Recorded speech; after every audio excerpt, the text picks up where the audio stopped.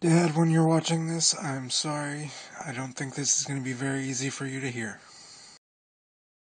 Hello, Cyberworld. My name is Brian. I am that dreaded academic, and today I want to talk to you a little bit about my personal deconversion process from Christianity.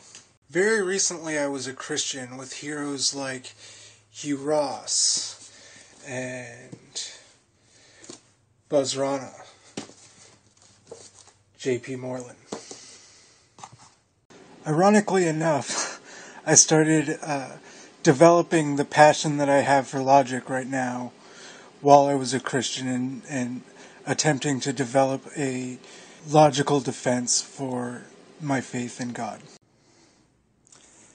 Then, as I was studying exactly how the human brain works and looking at the self-serving bias and the confirmation bias, I realized that I had to go back and look over those fallacies that I was accusing everybody else of. After that, I started recognizing the absurd crap that was coming out of my pastor's mouth. Using blatant appeals to fear, asserting that God was creating these natural disasters to punish the wicked, while I was studying ecology, and I was looking at the actual measurable anthropogenic origins of those same disasters.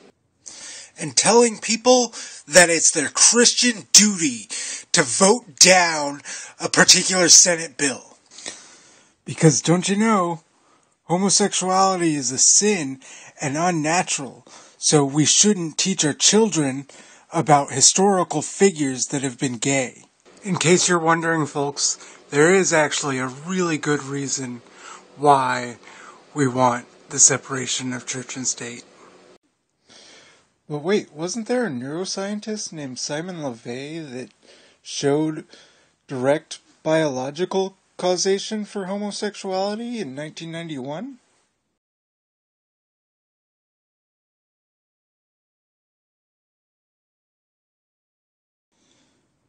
So, there's got to be something wrong here, because, surely my God isn't creating people specifically to go to hell, right? So, I really did start looking hard for a religious answer to the questions that I was having. I just couldn't find it.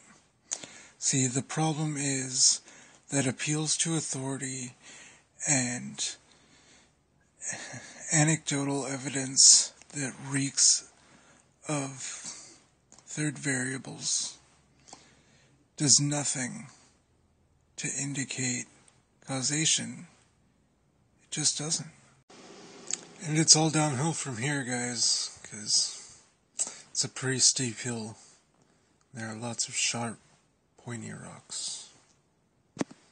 Because once you find that one thing, you find that one detail that's pounded in your head over and over and over again in the Bible, and you find that it absolutely does not correlate with the world as we actually find it, then they start popping up all throughout that book. And then you think through the conversations that you had while you were trying to convert people. And you realize just the outrageous level of arrogance that you were displaying. And that you were calling it humility the whole time. And it's a very painful process. Then you start to see nature for what it really is, and you see the beauty inherent in a theory that can be tested and change over time, that can be corrected, and the inherent beauty that is in the scientific method. Now, I'm certainly not here to make any claims as to whether or not there's a God. There's no data on that one way or the other realistically, though certainly some would claim there is.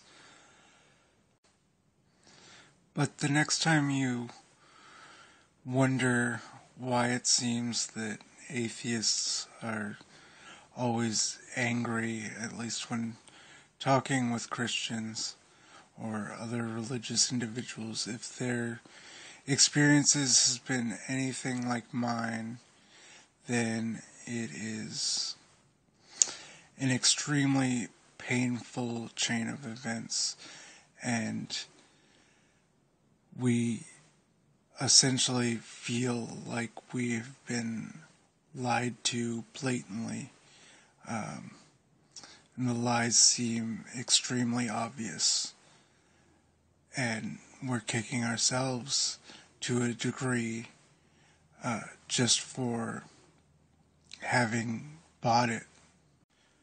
I'm not a huge fan of the word atheist to describe myself, but the fact is that by definition, I am an atheist at this point. I generally think of myself as a secular humanist, just because I spend a lot of time as a Christian, and I think that atheist has a very strong connotation that the person holding that title is asserting that there is no God, and that is definitely not an assertion that I'm willing to make. Still, by definition. So, thank you guys for sitting through this little segment of my story.